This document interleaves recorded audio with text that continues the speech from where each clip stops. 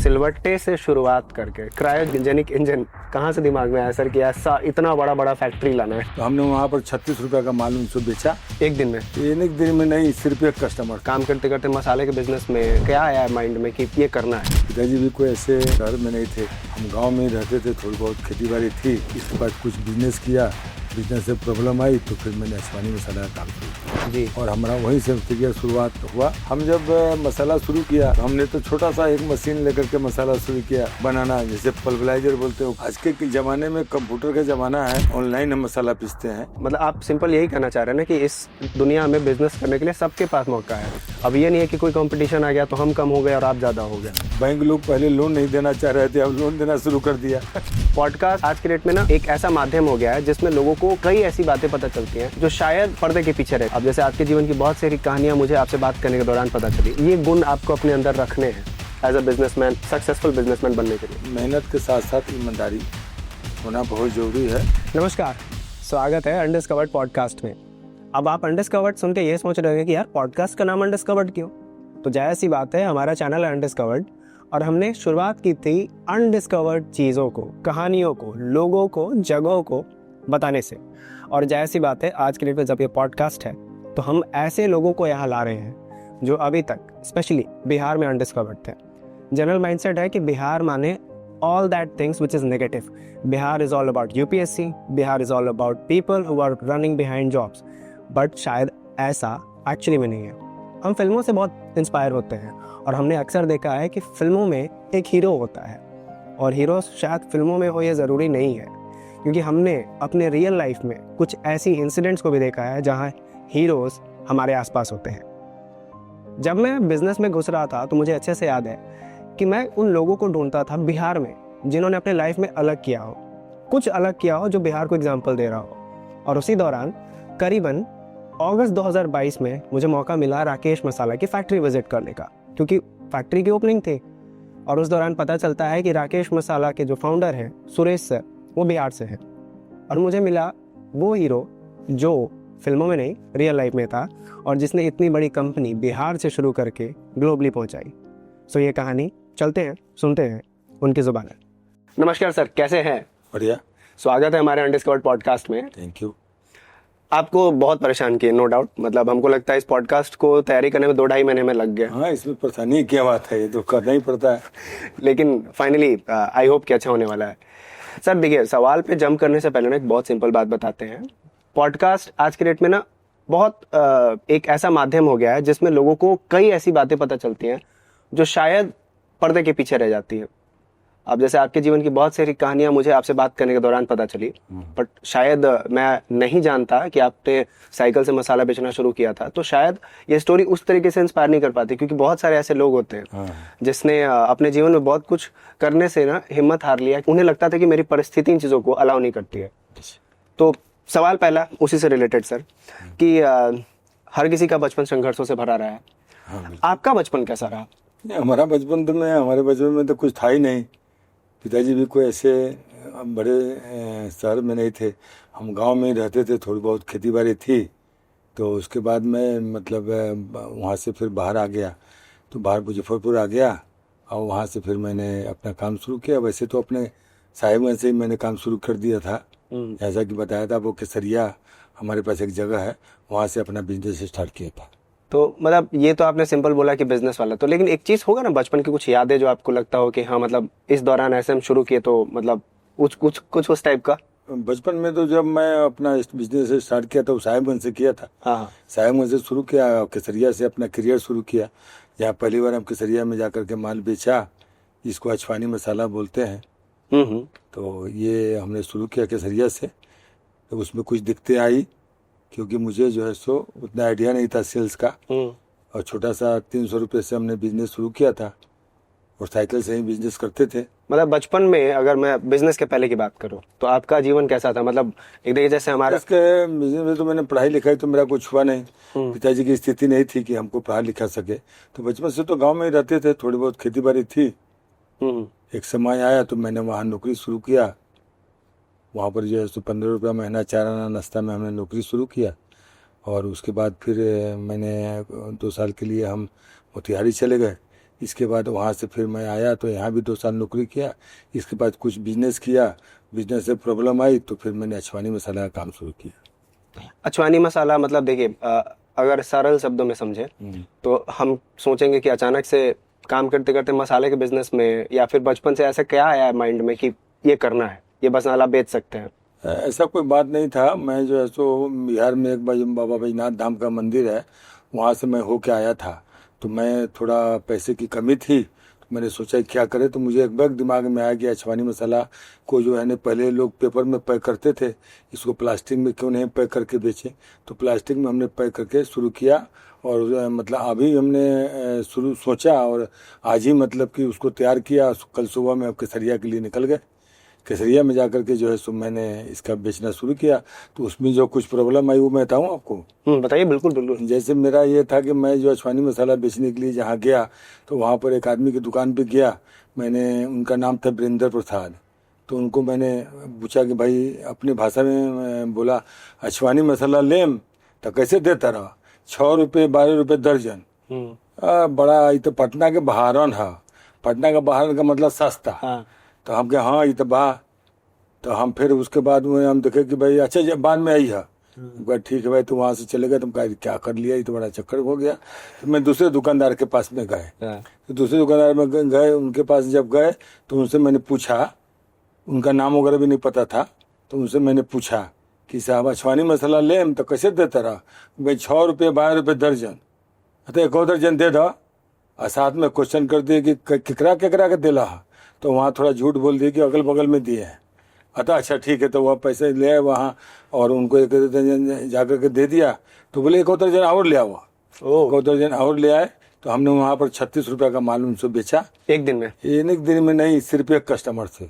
इसके बाद उनका हमारा बनी हुआ और सारा माल हमारा वहीं बिक गया। तो लगातार 3 दिन तक हम उसी मार्केट में गए और हमारा वहीं से करियर शुरुआत हुआ। अब मैंने देखा कि भाई 15 रुपया महीना चाराना नाश्ता में हम नौकरी करते थे, यहाँ पर मुझे 25 रुपया रोज का आमदनी हो रहा है। तो इससे बढ़िया तो कुछ हो नहीं सकता है। एक पॉइंट बड़ा जबरदस्त मैंने सुना यहाँ पे कि सर ने बोला कि 15 रुपए महीना और 4 आना नाश्ता, राइट, डेली का। तो आप समझिए कि एक इंसान कभी जब जॉब करते थे तो 15 रुपए महीने का कमाते थे। Then when he started selling masala, वो एक दिन में 30 रुपए का मसाला ऑन एन एवरेज आप बेचते थे। और आप समझिए मतलब उस समय के हिसाब से 30 रुपया का कमाई 150 का बेचते थे। आमदनी था 30 रुपया का, 25-30 रुपया। दैट इज वाई कहा जाता है ना, जैसे एक बहुत सिंपल आंसर मैं बोलता हूँ इस पे कि अभी जो कल्चर है सर देश में, सब कोई नौकरी की तरफ भाग रहा है।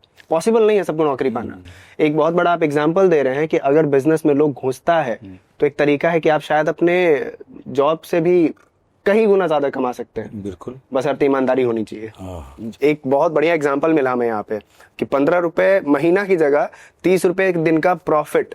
अब नौकरी का जहाँ तक सवाल है, तो नौकरी हम कैसे कर सकते थे? पढ़ाई लिखाई तो थी नहीं। सही बात है। तो इसलिए मैंने बिजनेस चुना। सर एक सवाल है सर, कभी ऐसा नहीं लगा कि मतलब इस फील्ड में बढ़ना नामुमकिन है? हमारा जो अपने काम शुरू किया, उसमें तो कुछ था ही नहीं। उसमें 200-300 रुपए का बिजनेस में क्या मुमकिन? जब बड़ा बनने आया ना सर, आज तो बड़ा बनने के लिए तो छोटा सा शुरुआत तो करना ही पड़ेगा ना। मतलब मैंने किया। एक इस पे बहुत अच्छा मुझे याद है कि बहुत मेरे दोस्त कहते हैं यार ये नहीं कर पाऊंगा, वो नहीं कर पाऊंगा। क्यों? क्योंकि शुरुआत बड़ा मुश्किल है, ये इसमें ये होगा वो होगा। तो आपने बड़ा अच्छा आंसर दिया कि शुरुआत में तो अगर जब हम छोटा से ही शुरू करेंगे ना, लोगों के शुरुआत तो करना ही पड़ेगा ना। अच्छा, छोटे से शुरुआत का मतलब क्या? अगर मान लीजिए कि आज के डेट में हमको एक बिजनेस शुरू करना है तो हमको क्या दिमाग में रखना चाहिए कि नहीं, मतलब सबको लगता है अचानक से सब कुछ बड़ा हो जाना चाहिए, ऐसा होता है? नहीं, ऐसा तो सोचना ही गलत है ना। आपको तो थोड़ा सा शुरुआत ये करना है कि भाई हमको आगे बढ़ने के लिए छोटा शुरुआत कैसे करें। जी, छोटा शुरुआत करें, फिर बड़ा ख्वाब बड़ा देखिए। जैसे मैंने बड़े बड़े लोगों से मिला जी, ऐसे ऐसे लोगों से मिला कि कभी उतना सोच भी नहीं सकते।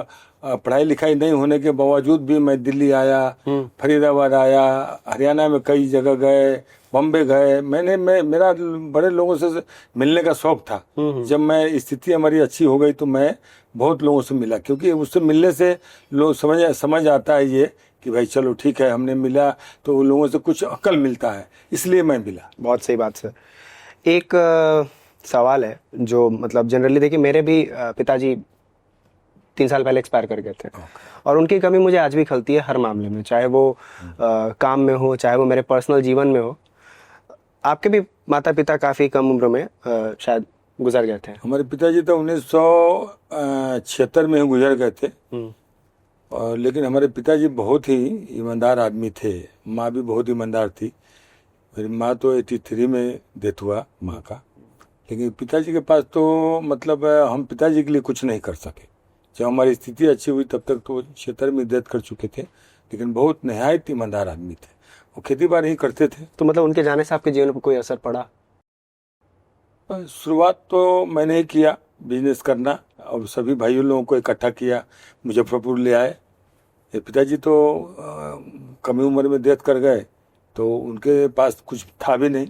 हमारे एक चचा थे, वो हम लोगों को एक तरह से काफ़ी मदद किया, बहुत मदद किया उन्होंने।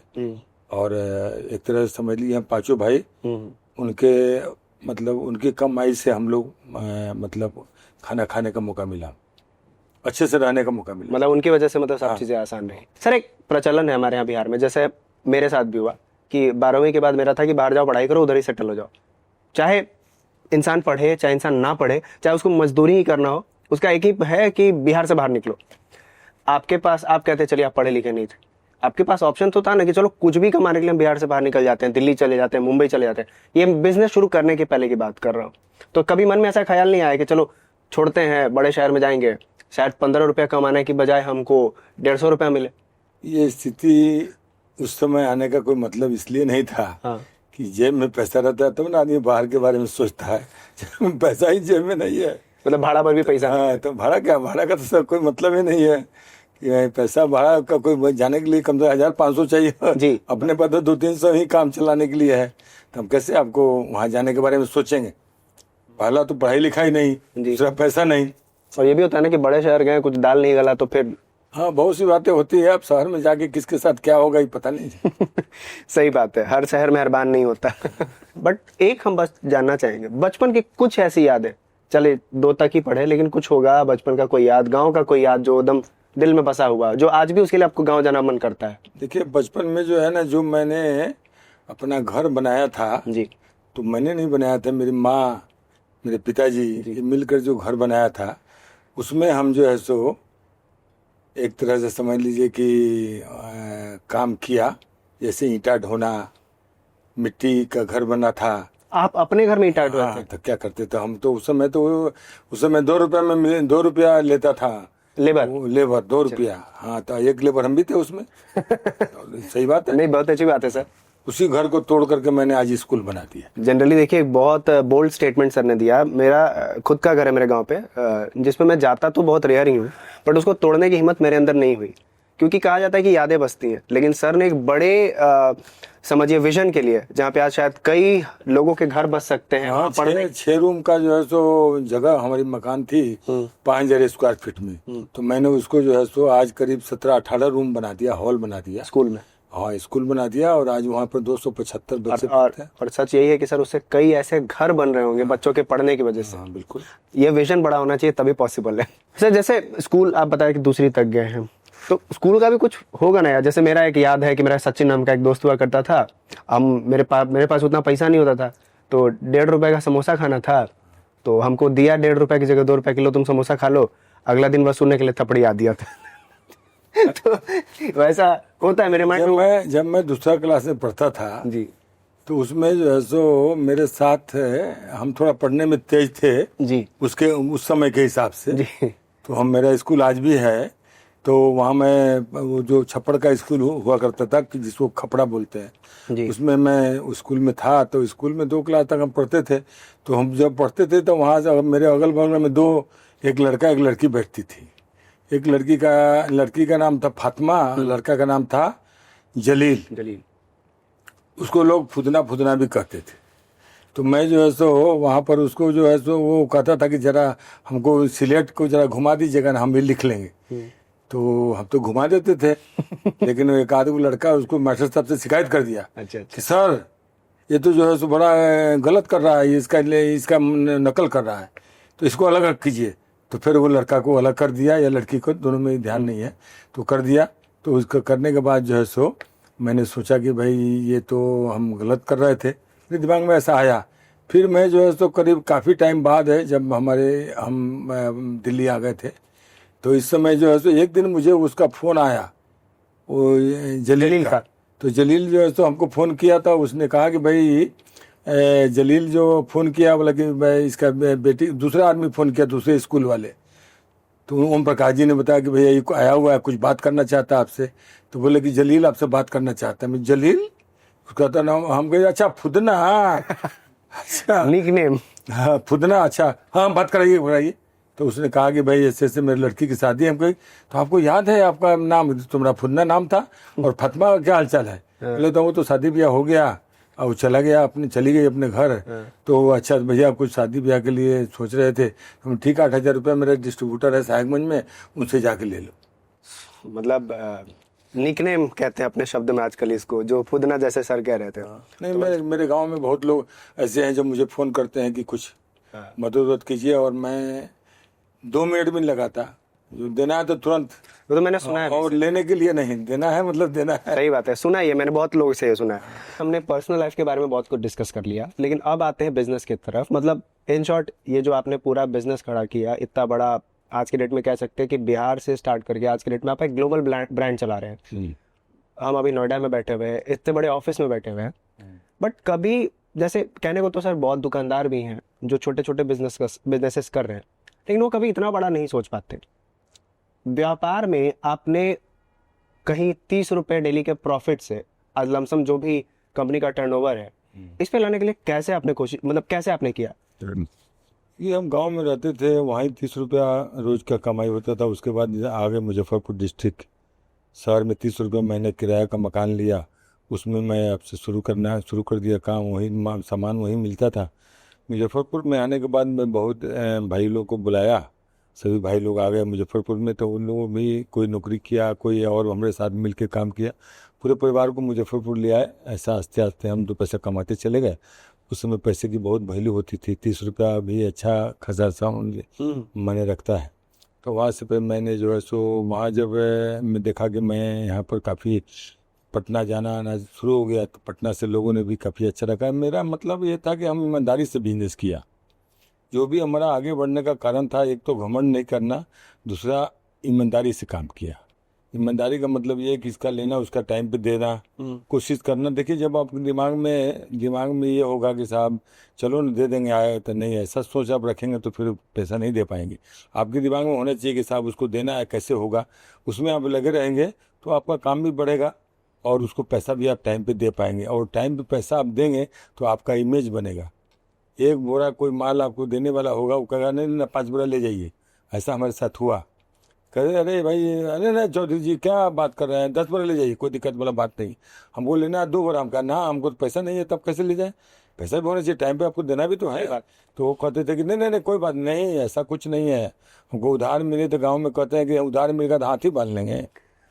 ऐसा नहीं है, हाथी क्यों बांधेंगे हम, हमको जितना पोजीशन रहेगा उसी के हिसाब से। हाथी बांधने में तो चारा खिलाना पड़ेगा ना, इसलिए हम कभी भी उधार ज़्यादा नहीं लिया, जितना हमको ज़रूरत है उतना ही लिए।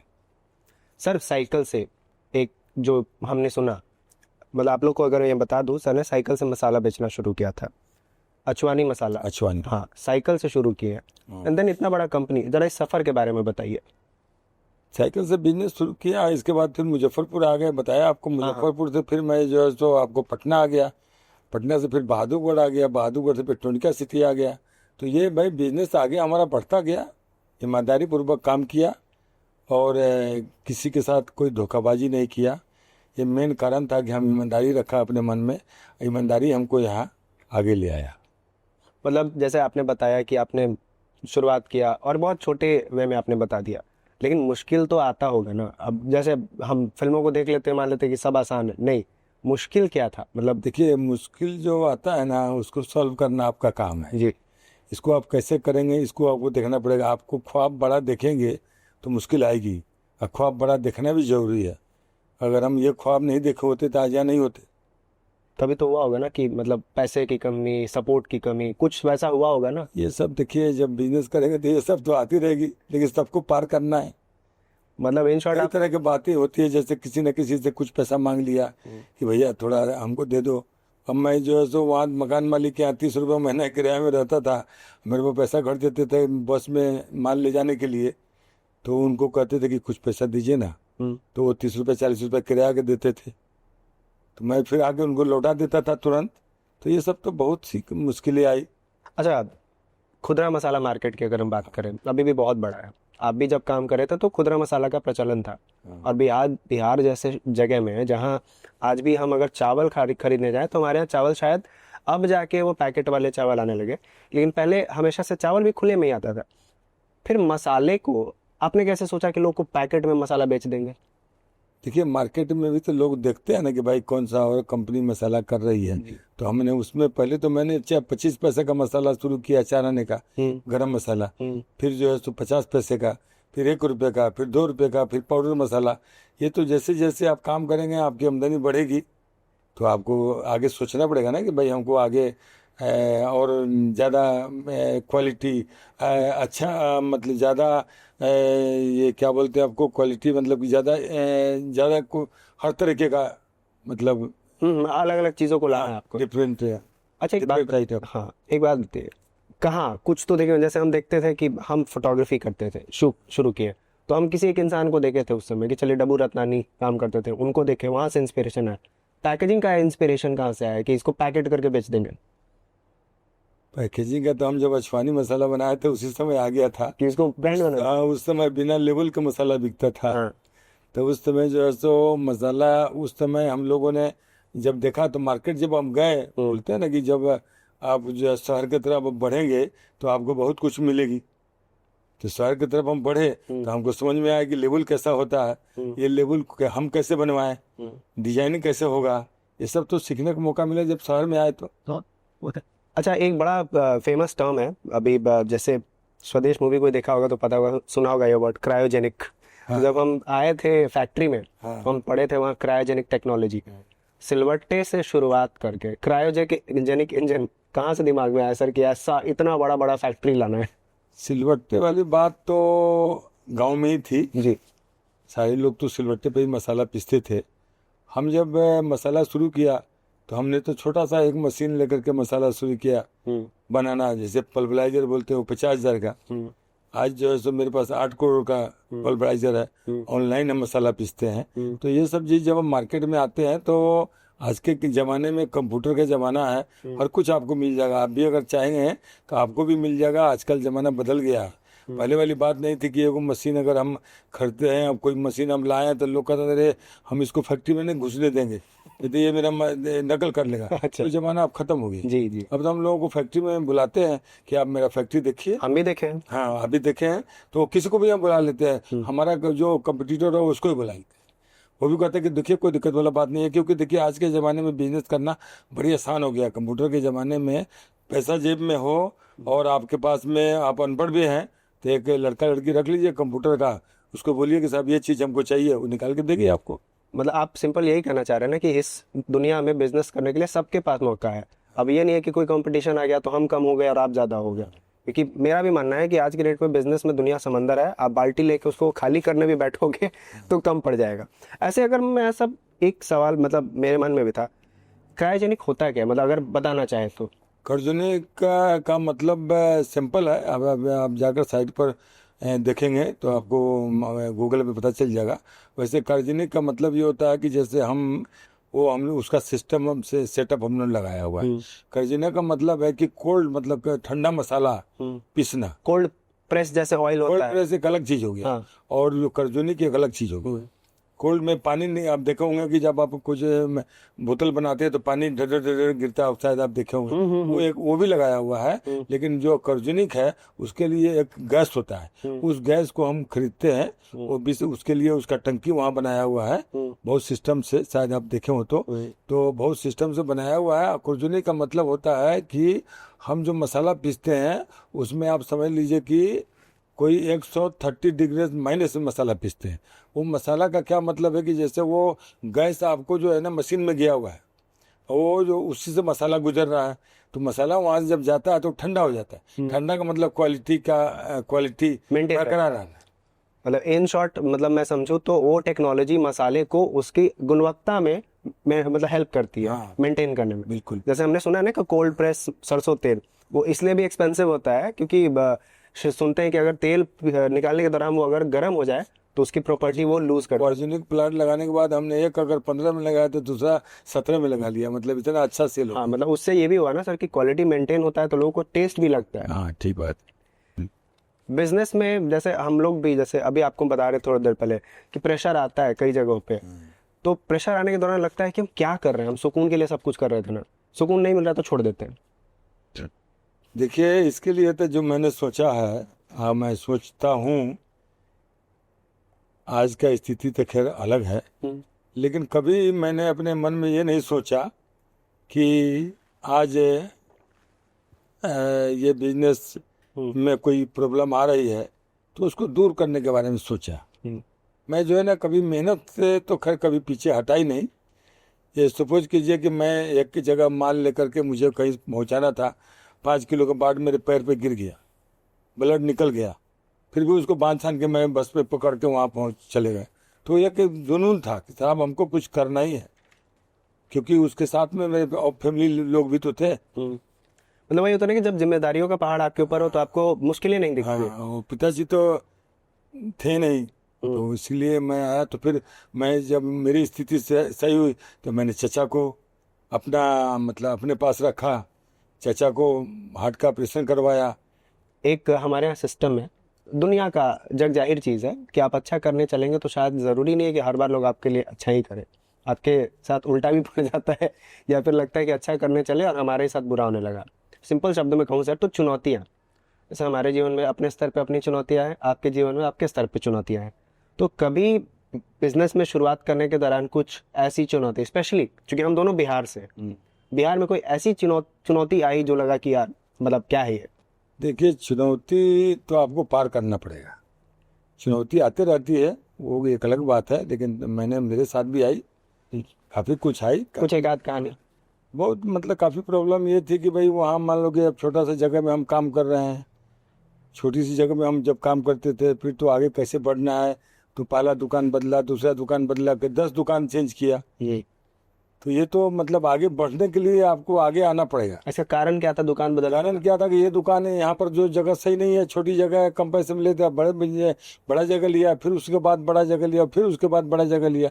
अब शहर के जैसे सरियागंज है, सरियागंज में आ गए, तो इसे मतलब मन में था ना कि भाई हमको ठाना हुआ था कि हमको आगे बढ़ना है, तो फिर हम आगे मतलब दुकान तो लेना ही पड़ेगा ना। अच्छा, उस दौरान तो हम बिहार में जिस समय आप बिजनेस कर रहे थे, कहा जाता है और हमने शायद हमारे पापा दादा से भी सुना हाँ बोलिए कि प्रॉब्लम बड़ा था उस समय जमीन पे, देखा जाए तो लोगों को बिजनेस में दिक्कत होता था, जीने में ही दिक्कत था, सच तो यही उस समय। तो आपको कोई ऐसा सामना नहीं हुआ? नहीं, मुझे ऐसा कुछ लगा नहीं, क्योंकि हम सारा दिन मतलब अपने काम में लगे रहे और जो भी प्रॉब्लम आया उसको हमने सॉल्व किया, चाहे छोटा प्रॉब्लम हो चाहे बड़ा प्रॉब्लम है। और यही लाइफ के बारे में आपको भी सोचना चाहिए कि साहब हमको कोई भी प्रॉब्लम आएगा उसको सॉल्व करेंगे। बैठ के रोएंगे तो अगर ये सोचेंगे आप सॉल्व नहीं करेंगे तो फिर आप पीछे रह जाएंगे। सॉल्व करेंगे और साथ में काम कोई भी हो, इसका आपको ध्यान रखना है कि काम कोई भी हो हमको उसको सॉल्व भी करना है और काम को कर लेना है, ऐसा नहीं पेंडिंग नहीं छोड़ना है। अगर आप पेंडिंग छोड़ेंगे तो आपका काम बढ़ता जाएगा, इसलिए पेंडिंग के बारे में मैंने कभी सोचा नहीं। आज भी मैं आपको बता सकता हूँ कि मेरे टेबल पे कोई काम अगर आता है तो कोई मीटिंग में भी हो और किसी को सिग्नेचर करना है तो तुरंत बुलाएंगे भाई लाओ, क्योंकि मैं जो है सो ये नहीं सोचता हूँ, क्योंकि मेरा क्या है ना कि भाई काम को पेंडिंग नहीं करना, वो हमारे चलते पेंडिंग हो जाएगा, सिग्नेचर हमारे चलते रुक जाएगा। तो इसलिए मैं पेंडिंग काम कभी भी सोचता ही नहीं हूँ, और अभी आया तो मैं सॉल्व करता हूँ कि भाई इसको आज के डेट में ही सॉल्व करो, कोशिश करो कि आज ही हो जाए, नहीं तो कल हो जाएगा। जैसे एक मैं लाइन बोलूंगा अभी, आजकल के जनरेशन क्या है कि आज करे सो काल कर, काल करे सो परसों, इतनी जल्दी क्या है भैया, अभी बचे हैं बरसों। लेकिन रियलिटी क्या है सर, आप बता सकते हैं? ये दौर मोरा आपको पता है ये वाला? हाँ नहीं देखिए ऐसा है ना, आजकल मैं बोला ना आपको कि भाई सबसे बड़ी बात यह है कि आप अपने बिजनेस में क्या सोच रखते हैं।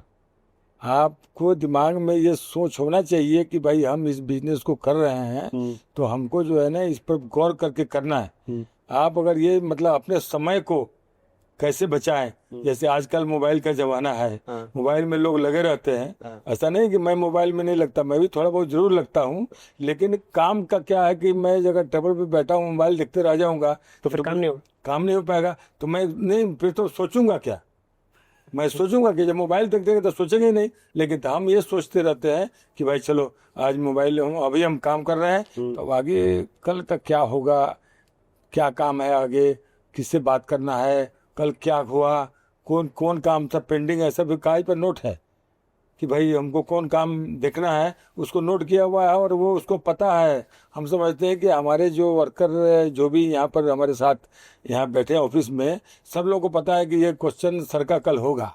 मतलब आपने अपना होमवर्क कंप्लीट कर रखा हाँ, है बिल्कुल। कल का पहले से ही। इट मीन्स कि देखिए, planning is the most important thing. कल क्या करना है वो आज डिसाइड कर लीजिए, कल पे मत छोड़िए। जैसे मैंने ये दुआ बोला ना, ये जनरली हमारे आसपास लोगों के अंदर हो गया है कि क्या दिक्कत है, कल देख लेंगे। खैर, एक सवाल सर, क्वालिटी क्वालिटी क्वालिटी बहुत देर से हम लोग सुन रहे हैं। क्वालिटी की वजह से कभी ऐसा हुआ कि चूना लग जाना, या फिर क्वालिटी मेंटेन करने के चक्कर में नुकसान झेलना, ऐसा कभी हुआ? नहीं, ऐसा तो क्वालिटी मेंटेन करने में आपको ऐसा कुछ मुझे नहीं लगता है कि कोई ऐसा प्रथा नहीं है। जैसे आपने बोला ना सर कि अचानक से आपने जब क्रायोजेनिक पे लाया, तो जाहिर सी बात है कि पैसे बहुत लगे होंगे, कंपनी को बड़ा करने में लगा होगा, तो फिर शुरुआत में तो आपको खुद से मेंटेन करना पड़ा। ये जब स्थिति आ गई हम्म। तभी तो मैं ऐसा किया, मेरी स्थिति ऐसी हो गई तभी तो मैंने किया। बैंक लोग पहले लोन नहीं देना चाह रहे थे, अब लोन देना शुरू कर दिया। तो अब तो लोन के लिए खुद बुलाते हैं कि भैया तुम लोन ले लो। पहले तो वो बात नहीं थी ना। पहले तो मैं जब अप्लाई किया था लोन के लिए आपको पटना में, तो एक बैंक में गया था, तो बैंक वाले ने मुझे बोला कि 10 लाख का लोन मसाला के लिए, 5 लाख का टर्न ओवर, क्या बोलते हैं उसको? हाँ, टर्नओवर बोलते हैं। हाँ नहीं, टर्न ओवर नहीं, 5 लाख का टर्म लोन। अच्छा, टर्म लोन। हाँ, 5 लाख का सीसी। अच्छा अच्छा। तो भैया 10 लाख का मसाला, हम कहा अरे भाई ये क्या बात करते हो, मसाला?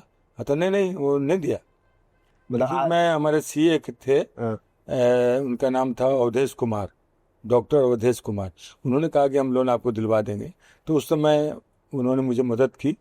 और वो ईमानदारी है कि आज के डेट में चलते हैं। हाँ बिल्कुल। अच्छा, होता है सर कि हम जब अपने काम को कर रहे होते हैं लाइफ में, तो हमारा एक मकाम हासिल करने का हमेशा मन होता है। मकाम एज इन वो कुछ भी हो सकता है। शायद मेरा मकाम हो कि मैं एक बड़ा घर बनाऊं, मेरा मकाम हो कि मैं अपने बारे में कहीं एक बड़े जगह अपने आप के बारे में पढ़ सकूं। वैसे ही आपके जीवन में हुआ कि आपने राकेश मसाला की शुरुआत की, फिर बड़ा बनते बनते कंपनी राकेश ग्रुप का नाम बना, तो फिर कुछ होगा ना कि एक ऐसा याद जो लगा कि मतलब सबसे ज्यादा खुशी आपको उस याद में हो। खुशी तो देखिए कई ऐसे मौके आए हैं इस पर की खुशी हुई है। जैसे ये आपका प्लांट लगाना हो गया, और मान लो कि हम पहले किराए के मकान में थे, अब मैंने अपना जगह ले लिया। तो इस तरह की खुशी शुरू से बढ़ती गई और आज भी बढ़ी रही है। मतलब सबसे बड़ा परचेज आपके जीवन में उस समय, मतलब ऐसा लगा कि ये मेरा सपना था कि उनको खरीदना है, तो कुछ खरीदे थे ऐसा कुछ जो लगा क्या? तो ये पहले किराए के मकान में जब रहते थे तब मैंने वहाँ पर एक 5 कट्ठा जगह खरीदा था। पटना में पहला फैक्ट्री 1996-97 में जब मैंने राकेश मसाला प्राइवेट लिमिटेड बनाया, उस समय मैंने खरीदा था। उस समय हमको लगा कि साहब कुछ तो किया है। हाँ, ये बात सही है, क्योंकि आज से करीबन 18 साल पहले पिताजी ने एक जमीन खरीदा था ऐसे 2.5 लाख रुपए कट्ठा में दानापुर में। तो हम लोग बोलते थे कि क्या लिए, दलदल में जमीन लिए। लेकिन जब आज उस इलाके को तरक्की करते हुए देखते हैं तो पापा पे प्राउड होता है। जैसे मैं कार का बहुत शौकीन हूँ सर, मतलब एज इन की सीखा 1.5 साल पहले ही हूँ, बट तब जब से सीखा हूँ तब से 90,000 किलोमीटर गाड़ी चला दिया। और अभी भी शौक है कि आगे ना गाड़ियाँ खरीदो। आपके भी कार की कहानी मुझे पता है, पहले कार की, आप बताना चाहेंगे? हाँ, क्यों नहीं बताऊंगा। पहले तो मैं साइकिल से शुरू किया, फिर मोटरसाइकिल पे आ गया। मोटरसाइकिल के बाद कार की बहुत शौक थी कि 4 चक्की की गाड़ी होनी चाहिए। तो मैं दिल्ली से एक गाड़ी 1,30,000 रुपये का खरीद करके ले गया, जिसका नंबर था 98 मारुति भान। वो मैं ले गया। तो आप समझ लो कि मैं जब वहाँ घर लेके गया, यहाँ कोई नेपाली ड्राइवर था, वो वहाँ लेके गया, तो वहाँ के लोग, मेरे परिवार के लोग देखे 4 चक्की की गाड़ी, बाप रे इतना बढ़िया गाड़ी, 4 चक्के की गाड़ी घर में आ गई। तो लोग बहुत खुश हुए। और मैं भी खुशी था। एक ही उसी गाड़ी से मैं एक बार पहली बार जब गया बाबा बैजनाथ धाम तो 14 लोग उसमें ड्राइवर में 14 लोग? हाँ, सीट खोल दिया था ना। अच्छा। 14 बच्चे लोग भी थे। हाँ तो पूरा 3 परिवार के लोग थे, जी। एक ड्राइवर भी थे, सब ड्राइवर मिला के 14 लोग गए थे। तो कितनी खुशी हुई होगी आप सोच सकते हैं। और ये भी बता सकता हूँ आपको कि वो गाड़ी जो है आज के डेट में मैंने सेल नहीं किया, किसी और को दे दिया। आज मैं मान लो कि बड़ी गाड़ी भी खरीदता हूँ तो मुझे इतनी खुशी नहीं होती जितनी खुशी उस समय हुई थी। मैं समझ सकता हूँ सर, क्योंकि जब अपना कार हम खरीदे थे तो ऐसा लगा कि मतलब एक बहुत बड़ा अचीवमेंट है। मेरे पिताजी ने अपना पहला कार शायद 50 की उम्र में खरीदा, भैया और पापा मिला के। फिर हम अपने कार को 22 या 23 या 24 की उम्र में खरीदे। तो लगा कि मतलब उन लोगों की मेहनत और मेरा जो वो शौक था, कहीं ना कहीं वो कार में वो प्यार दिखता है। हाँ। तो एक चीज़ और है सर आज के डेट में ना बहुत एक प्रचलन है लोगों के अंदर स्टार्टअप, मतलब बिजनेस के का एक जो इनिशियल स्टेज में शुरुआत जिसको कहते हैं उसको लोग स्टार्टअप कहते हैं। बड़ा बड़ा बनता है, फिर वो बिजनेस अच्छा बन जाता है। तो अपने टाइम आपके टाइम में एक ही चीज़ सिंपल था, बिजनेसमैन। लेकिन हम मानते हैं कि आपका जो एक्सपीरियंस है आज की डेट में वो बहुत हेल्प करेगा किसी भी बडिंग बिजनेसमैन, स्टार्टअप होल्डर या एंटरप्रेन्योर को। आप कुछ ऐसे पॉइंट्स बताना चाहेंगे जिससे एक बिजनेसमैन को हेल्प हो अपने शुरुआती करियर में, जिससे वो काम करे तो उसमें आसानी रहे। देखिए, पहले के ज़माने के बिजनेस और आज के ज़माने के बिजनेस में बहुत फ़र्क है। जी जी, वो तो बात है। क्योंकि एक तो पढ़ाई लिखाई बहुत ज़रूरी हो गया। अब बिना पढ़े लिखे आप काम करना मुश्किल है। तो मैं समझता हूँ कि आज के ज़माने के अनुसार ही आपको चलना पड़ेगा। आज के अनुसार आप चलेंगे तभी आप आगे बढ़ सकते हैं, क्योंकि पुराने ज़माने को लेकर के आप आगे नहीं बढ़ सकते। इसलिए आज के कंप्यूटर के ज़माने के हिसाब से आपको चलना पड़ेगा और हमेशा ध्यान रखना पड़ेगा। जैसे सपोज करो कि आज हमारी पैकिंग है ओल्ड हो गई, अब नई पैकिंग में नई चीज़ आ गई। जैसे मान लो कि पल्वराइजर में आदमी मसाला पीसता था ना, अब तो जो है बड़ा बड़ा मशीन आ गया। तो उस तरह बदलते रहना पड़ेगा, फिर आप आगे बढ़ेंगे बिजनेस। ट्रेंड के साथ चलना पड़ेगा, मतलब उसको चलना पड़ेगा। ऐसा। और मैं भी मतलब आज इस उम्र में भी मुझे ये मतलब पसंद है कि भाई चेंज होना बहुत ज़रूरी है। जैसे आपने बताया था कि आपको मोबाइल यूज़ करना बहुत ज़्यादा, स्मार्टफोन नहीं आता था। हाँ और मैं देखता हूँ आप लिटरली आप आईफोन यूज़ करते हैं। हाँ बिल्कुल। अब तो कोई प्रॉब्लम इतने बड़े हम तो कहते हैं कि आईफोन का तो कोई मुकाबला ही नहीं है साहब। कुछ लोगों को बुरा लगेगा। नहीं को तो बहुत ही सही। अच्छा सर, कुछ आदत बन गई ना। हाँ, कुछ 2-4 पॉइंट बताना चाहेंगे कि ये गुण आपको अपने अंदर रखने हैं as a businessman, successful businessman बनने के लिए। देखिए, मैं तो यही कह सकता हूँ कि भाई मेहनत के साथ साथ ईमानदारी होना बहुत ज़रूरी है। सबसे बड़ा पॉइंट है कि आपको बिजनेस करते समय अपने पैसा कमा लिया तो ज़्यादातर लोग घमंडी थोड़ा हो जाते हैं, जो मैं चाहता हूँ कि ये बिल्कुल सही नहीं है। और हमारे में भगवान की कृपा से ना हमारे में कोई घमंड है। मैं समझता हूँ मेरे दोनों बच्चों में कि कोई ऐसा घमंड नहीं है। और मेरे वाइफ का तो खैर अब कुछ सोचना ही नहीं है, उनको क्या घमंड होता है उनको पता ही नहीं है। उनको तो जिधर घुमा लो उधर घूम जाती है। जैसे आपने सर घमंड की बात कही ना, तो मैं भी मानता हूँ कि आप चूंकि एक ऐसी जगह से हैं जहाँ पे आपने धरातल पे देखा है कि प्रॉब्लम्स क्या हैं, तो आपको शायद ये भी हुआ कि पैसे से लोगों की मदद करो घमंड करने के बजाय। हो सकता है। हम सर जब कानपुर आए थे तो हमको याद है कि आप 5वें मिनट हमको बोलते हैं कि मेरा एक स्कूल है पास में। हाँ। तो मुझे लगा कि मतलब ठीक है स्कूल होगा। फिर जब आपने बोला 100 रुपये में बच्चों को पढ़ाते हैं, तो मुझे लगा कि मैं करेक्ट करूँ, शायद मैंने गलत सुना या क्या, कि 100 रुपये में सही में। तो आपने खुद ही बोला कि चलिए हम घुमा के आपको लाते हैं। तो 5वें मिनट हम लोग निकलते हैं फैक्ट्री से, बगल में एक स्कूल है सर का, वहाँ जाते हैं 100 रुपये में, जहाँ पे बच्चे अभी भी पढ़ते हैं। तो जनरली हम देखते हैं कि अपने जो घमंड वाली बात कही, पैसा आते लोगों के अंदर घमंड आता है कि मैं दूसरे के लिए क्यों करूँ, मैं अपना देखूंगा। आपके अंदर ऐसा क्या हुआ कि आप सोचे कि नहीं मुझे समाज सेवा भी करना है अपने काम के साथ, क्योंकि उसमें बहुत चीज़ें हैं जहाँ पे लोग हिचकिचाते हैं करने से। स्कूल कहाँ से आया माइंड में आपके? देखिए, हमारी पढ़ाई लिखाई तो हुई नहीं जी। तो मैं सोचा कि मैं भी गांव में था तो गांव के बच्चों के लिए कुछ करूं।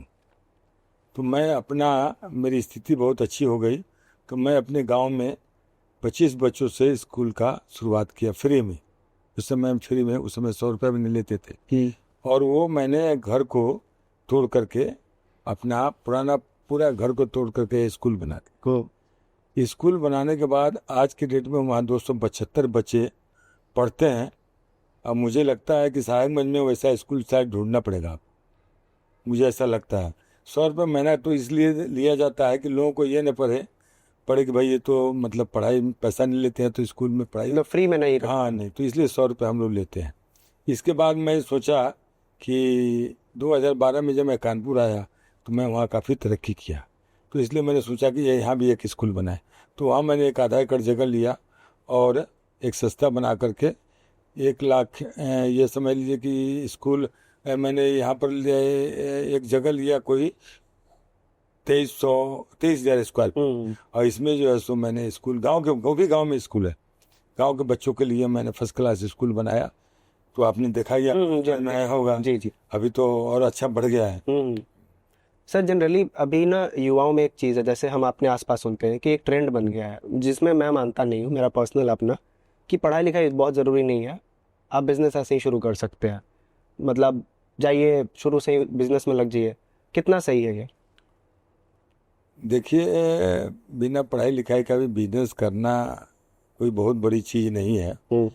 आप देखते होंगे कि जो कोई ठेला वाला भी आपको गोलगप्पा बेच करके भी तो पैसा कमाता है, ऐसा बात नहीं है। लेकिन मेरे हिसाब से पढ़ाई होना ज़रूरी है, और कम से कम पढ़ाई कम भी हो लेकिन कंप्यूटर सीखना बहुत ज़रूरी है आज के ज़माने। हो सकता है ना कि कई दरवाजे आपकी पढ़ाई की वजह से खुल जाएं जो आपको शायद बिना पढ़े ना समझ में आते हैं। हाँ ऐसा भी हो सकता है, लेकिन ऐसा भी नहीं है। कोई आदमी अगर बिजनेस में लग गया और उसका काम चल गया तो फिर उसको आगे बढ़ने में, जैसे मैं तो आपको उदाहरण सामने वही मैं इसलिए मैं आपसे मैं इसलिए बता मैं हूँ, जैसे मान लो कि किसी भी तरीके से आगे बढ़े तो फिर बढ़ते चले गए, तो मेरे पास कौन सा पढ़ाई था, लेकिन आपने सीखना नहीं छोड़ा। हाँ बिल्कुल, ये ध्यान में था कि भाई मैंने बड़ा ख्वाब था, वो ख्वाब मैंने देखा और आपको भी देखना चाहिए। जी, मतलब कहते हैं कि मतलब ज़रूरी नहीं है कि किताबी पढ़ाई है, सीखना ज़रूरी है। वो सीखना किताब से हो, सीखना काम से हो, सीखना एक्सपीरियंस से हो। आपके लिए ज़्यादा महत्वपूर्ण क्या है? राकेश मसाला का MD होना, सार्थक मानव विकास संस्थान का संचालक होना, या फिर ईमानदार बिहारी बाबू होना? बिहारी बाबू तो हम बिहारी तो है ही हैं, तो बिहारी की बात तो आती है, ठीक है। उसके साथ साथ मैंने स्कूल का जो कार्यक्रम किया ये हमारे लिए बहुत अच्छा रहा। बाकी तो कंपनी के MD तो हम राकेश मसाला। स्कूल वाला बात जो आप कह रहे थे, उसमें क्या आपको मज़ा आता है? स्कूल का जो है ना, अगर मैं स्कूल में बैठता हूँ तो मुझे लगता है कि साहब मैं इतने 500 बच्चे मेरे सामने आ रहे हैं, तो मैं देखता हूँ तो मुझे लगता है अरे भाई, तो मैं बहुत अच्छा लगता है। नहीं इसका कुछ वर्णन नहीं कर सकते, आपको इतनी अच्छी लगती है। और जनरली वो बच्चे कौन होते हैं? क्योंकि 100 रुपये में बच्चे जो पढ़ रहे हैं वो कहीं ना कहीं ऐसे होंगे ना जिनको शायद अच्छे शिक्षा का मौका नहीं मिल पाएगा, क्योंकि पैसे बहुत हैं आज के डेट में, पैसा बहुत लगता है पढ़ाने में। ये गांव के बच्चों के लिए मैंने स्कूल खोला है, और हमारे स्कूल में आप जाएंगे तो आपको लगेगा ही नहीं कि ये गांव के बच्चे हैं। मैं देखा हूँ। आप देखा आपने कि कितना अच्छे से मैनेज किया हुआ है। ये सब जो है ना, देखिए सबसे बड़ा बात है पैसा खर्चा करना एक अलग बात, लेकिन साथ में अब इसको भी ध्यान रखना है कि उसका संचालन कैसे होगा। अच्छा, अगर आप संचालन ढंग से नहीं करेंगे तो स्कूल में पैसा खर्चा करने का कोई फायदा नहीं। तो मतलब एक तरीके से समझे सर, वो बिहारी बाबू हैं जिसने अपने बचपन में जो कमियां देखी वो आज उन बच्चों के लिए पूरी कर रहे हैं, चाहे वो अच्छे स्कूल हो, चाहे उन टीचर्स को अच्छे सुविधाएं देना हो ताकि वो अच्छे से स्कूल आ सके, AC बसेस हो, क्लासरूम्स हो, स्मार्ट क्लासेस हो। अभी मैं गया था तो ऑडिटोरियम बना रहे हैं आप। हाँ बन गया। तो समझिए कि 100 रुपये सिर्फ इसलिए है ताकि आपको ये ना लगे कि आप फ्री में पा रहे हो। आपको ये भी मैंने बताया कि आपको एक स्कूल का और भी मैं जमीन ले रहे एडवांस दे दिया है, अब वो भी मुजफ्फरपुर के पास, मोतीपुर के पास है। तो मैं वो स्कूल तो बहुत अच्छा बनाने वाला हूँ, लेकिन अब समय बताएगा। फिल्म देखते हैं सर आप? हाँ। कौन सा फिल्म फेवरेट है? ये फेवरेट तो बहुत सा फिल्म है, एक होगा ना नंबर 1। मतलब ये मैम की वजह से या फिर मतलब? नहीं, मुझे बहुत अच्छा लगता है। मतलब मैडम को भी, मतलब हम तो साथ ही जाते हैं ज़्यादातर तो साथ ही जाते हैं, तो उनको हमारा जैसे हम दोनों मिलके देखते हैं। अकेला फिल्म तक शायद पता नहीं कब गए। बीबी नंबर 1 आपको पसंद है? बीबी नंबर 1 भी पसंद है, और अमिताभ बच्चन का जो फिल्म आया था एक, जिसमें क्या उसको बोलते हैं, वो फिल्म नहीं आया था अमिताभ बच्चन का, जिसमें क्या मूवी है? वो जो हेमा मालिनी वो स्टेशन पे जाती है और उसका जो है सो वो शोले नहीं, ये भाई उसका जो है सो फिल्म नहीं आता। ऑडियंस की तरफ से बताओ। हाँ, भगवान हमको बहुत पसंद है।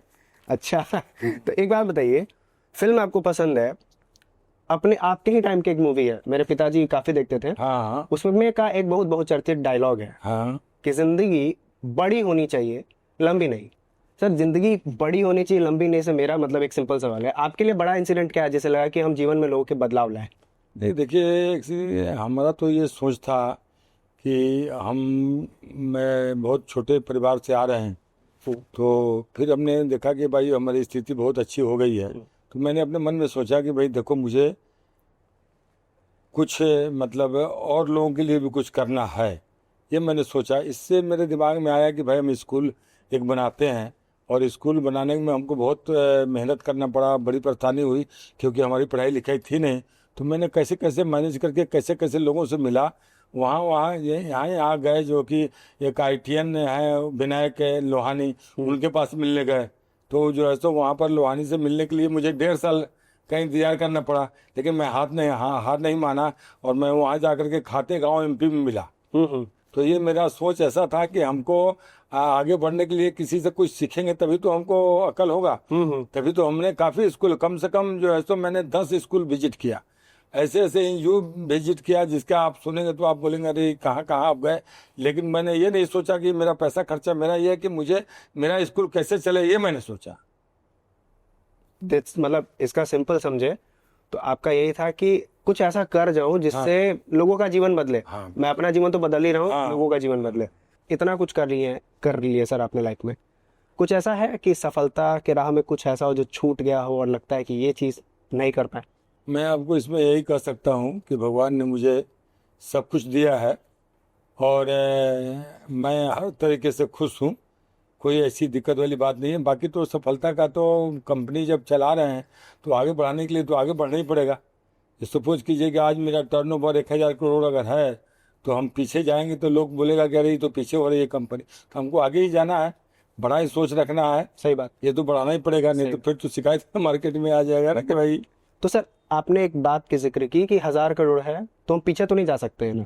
तो इसका मतलब होता है ना कि क्या कारण? देखिए, ऐसा है कि हमारे से कितने लोग जुड़े हुए हैं, कितने लोगों का रोजी रोटी चल रहा है और अच्छे ढंग से चल रहा है।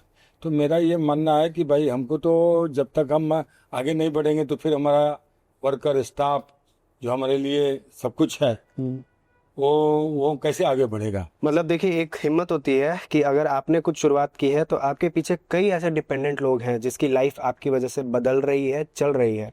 मुझे लगता है यही एक सोच आपको आगे बढ़ा रहा है। हाँ, ये बात भी है। अब देखिए, मैंने आपको कहानी एक बताया था कि जो लड़के का मतलब एक्सीडेंट हुआ था, और मैंने उस पर गौर किया, और हमने उसको हमारे स्टाफ लोगों ने थोड़ा सा व्यवहार उनके साथ अच्छा नहीं समझ में आया, तो मैंने तुरंत उस पर डिसीजन लिया और उसको बुला करके उसके परिवार से मिले, और मिल करके जो है सो मैंने डिसीजन लिया। और उसको अचानक मौत हो गई थी, हालांकि सारा कुछ देने के बाद मैंने उसको 5 लाख रुपया का फिक्स डिपॉजिट करा करके उसके माँ को 3200 रुपया पर महीने मिल रहा है। तो ये मैंने सोचा कि भाई नहीं, ये मेरा 23 साल करीब पुराना वर्कर था जिसका नाम सिद्धेश्वर था, तो गया का रहने वाला था। तो आपने उसके लिए बाद में जाने के बाद भी आपने उसके लिए बहुत कुछ... हाँ, वो करना ही था ना, क्योंकि हम उसके मतलब अचानक डेथ होने के कारण मेरा दिमाग में ये बात आई। हालांकि उसका जो भी कंपनी का नियम था उसके हिसाब से तो पैसा दिया ही जी। इसके अलावा भी मैंने अपने मन में सोचा कि भाई नहीं, इसको अचानक हो गया तो इसके लिए कुछ दो। तो हमने एक चीज़ देखा कि आप लोगों के लाइफस्टाइल पे, अगर मैं लाइफस्टाइल सिंपल शब्दों में कहूँ कि इंसान का सबसे बेसिक जो नीड होता है वो है खाना। रोटी कपड़ा मकान अगर मैं बोलूँ तो रोटी सबसे इंपॉर्टेंट है, क्योंकि पेट भरेगा तब इंसान अपना कपड़ा देखेगा, तब मकान दिखेगा। और मैंने एक चीज़ देखी है सर आज की दुनिया में कि कोई भी बड़ा कॉर्पोरेट कहीं बन रहा है, मैं किसी का नाम नहीं लूँगा, मैंने देखा है कि वहाँ आम इंसानों के लिए सस्ती सुविधाएं नहीं है। आप एयरपोर्ट पे ही चले जाओ, फॉर एग्जांपल आप कहीं बड़े कंपनीज में चले जाओ, या तो वो खाना फ्री में दे रहे हैं या तो फिर इतने महंगे दे रहे हैं कि लोग उसको अफोर्ड नहीं कर सकता है। फिर मैं जाता हूँ कानपुर आग के फैक्ट्री में, जहाँ मैंने देखा 10 रुपये थाली एनी टाइम मिलती है, और सबसे बड़ी बात कि वही खाना आप भी खाते हो। तो सर मतलब इस सोच के पीछे क्या था? देखिए, सबसे बड़ी बात यह है कि हमारा लेबर हमारे लिए एक बहुत बड़ा, फैक्ट्री के लिए, हमारे लिए, सारे स्टाफ के लिए मेन लेबर ही है।